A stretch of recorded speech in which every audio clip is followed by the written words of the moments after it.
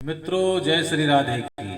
आइए हम भी अपने मन को नैमिषारण्य क्षेत्र पर लेकर के चलते हैं। पतित पावन भूमि पर श्री सूत जी महाराज सुंदर मंगलमयी कथा का श्रवण करा रहे हैं। 88,000 के मध्य शौनक जी महाराज जिनका प्रतिनिधित्व कर रहे हैं।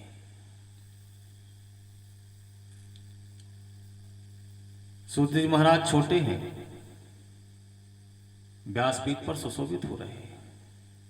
शौनक जी महाराज की आयु बड़ी है, पर वयोवृद्ध होकर के भी श्रोता बन करके बैठे हैं। और इनकी यही विशेषता है कि कथामृत रसस्वादन कुशलाहा, परम रसिक। भगवान का कथामृत पान करने में परम कुशल है ये। अब श्रोता बन करके बैठते हैं तो महान विद्वान वयोवृद्ध होकर के भी एकदम अभिज्ञ बन जाते हैं। हमको कुछ नहीं आता महाराज जी, यही इनकी विशेषता है। आज शौनक जी महाराज ने सूत जी महाराज को नमन करके पूछा, अज्ञान ध्वांत विध्वंस कोटि सूर्य समप्रभ सूताख्याहि कथा सारम मम कर्ण रसायनम। हे सूत जी महाराज, हम लोगों के हृदय में अज्ञान का घोर अंधकार व्याप्त है। यह त्रिभुवन के अंधकार को दूर करने में तो सूर्य भगवान सामर्थ्य हैं, पर जीव के हृदयगत अज्ञान अंधकार को सूर्य की किरणें दूर तक नहीं पहुंच पा रही, अर्थात हृदय तक नहीं पहुंच पा रही। उस अज्ञान तिमिर को ध्वस्त करने के लिए आपके पास करोड़ों सूर्य के समान ज्ञान का प्रकाश है।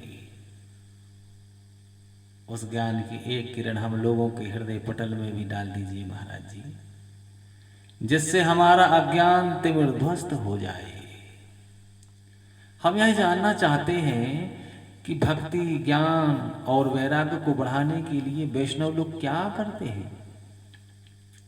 ऐसा कौन सा कार्य किया जाए जिससे माया मोह का निवारण हो जाए। देखिए महाराज जी, कलयुग बिल्कुल आ चुका है और वह अपना प्रभावशील हो चुका है। और कलिकाल में व्यक्तियों की बुद्धि मलिन हो गई है, भयाक्रांत हो रहे हैं। हर परिवार में कहीं न कहीं क्लेश मचा हुआ है। ऐसे प्राणियों का कल्याण कैसे हो? जो पवित्र को भी पवित्र कर दे और भगवत प्राप्ति का सरलतम साधन उपाय हो, वह कृपा करके हमें बताइए। आपके ऊपर गुरुदेव भगवान की बहुत बड़ी कृपा है गुरुदेव जी। हाँ महाराज जी, क्योंकि संसार में किसी को चिंतामणि मिल जाए तो चिंतामणि की विशेषता यही है कि वो तुम जो चिंतन करोगे वो तुम्हारे सामने आकर के उपस्थित हो जाएगी। और कल्प वृक्ष की भी यही विशेषता है कि कल्प वृक्ष के सामने तुम जो भी चिंतन करोगे, चाहे स्वर्ग की भी संपत्ति क्यों ना हो, वह भी तुम्हारे सामने उपस्थित हो जाएगी। परंतु चिंतामणि और कल्प वृक्ष में वो सामर्थ्य नहीं है कि भगवान का साक्षात्कार करा दे। यह सामर्थ्य तो केवल गुरुदेव भगवान की कृपामयी छाया में है, और वह छाया आपके पास है महाराज जी। आपके लिए कुछ भी दुर्लभ नहीं है। जो बड़े बड़े योगियों को दुर्लभ वैकुंठ है, वही भी गुरु कृपा से अति सुलभता से प्राप्त कर सकता है। चिंता मलिर लोक सुखम सुरद्रुहु स्वर्ग संपदा प्रयक्षते गुरु प्रीतो वैकुंठम योगी दुर्लभम। इसलिए ही सूत जी महाराज, गुरु कृपा का प्रसाद हमें भी कृपा करके प्रदान करें। सूत जी महाराज प्रसन्न हो गए, प्रफुल्लित हो गए। बोले, हे ऋषियों, आपके मन में हमारे प्रति इतनी उदारता और प्रेम है, अब हम तुम्हें समस्त शास्त्रों का सार सुना रहे हैं, जो संसार के भय को दूर करने में सामर्थ्य है। सावधान होकर के सुनिएगा। जब कोई व्यक्ति कोई कीमती वस्तु देता है ना, तो लेने वाले को सावधान कर देता है। जरा सावधान होकर के रखिएगा भैया। उसी प्रकार से वक्ता जब कोई विशिष्ट बात कहने जा रहा हो या कह रहा हो, तो श्रोताओं को सावधान कर देता है। सावधानतया श्रवणं। सूत जी महाराज कहते हैं, ऋषियों, अब हमें ये बताओ कि संसार में सबसे बड़ा डर किसका है? तो बोले, संसार में सबसे बड़ा डर तो मृत्यु का है, मरने का है।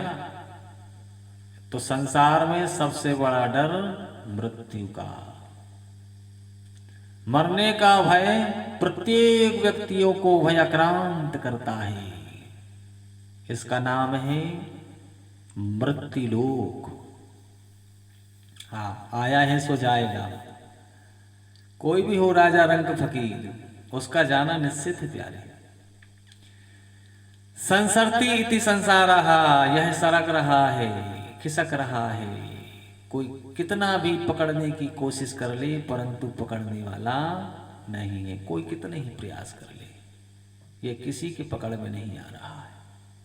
तो संसार सरक रहा है और हम चाहते हैं कि ये ऐसा ही बना रहे हमारे साथ, और हमारे चाहने पर भी हमसे खिसक जा रहा है।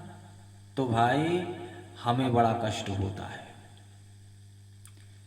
इस संसार भय को समाप्त करने के लिए महाभागवत जी में श्री सुखदेव जी महाराज जी ने श्रीमद् भागवत संहिता को कलिकाल में प्रकट किया है।